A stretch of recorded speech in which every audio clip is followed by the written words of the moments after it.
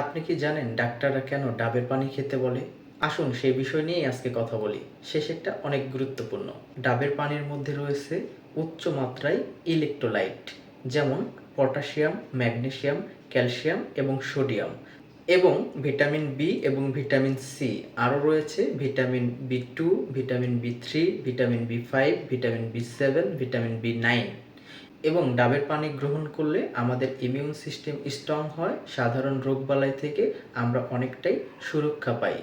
এবং ডাবের পানির মধ্যে উচ্চ পরিমাণের ইমিউন সিস্টেম থাকে, যা আমাদের শরীরের সকল কার্যক্ষমতাকে ব্যালেন্স করে ধরে রাখতে সাহায্য করে।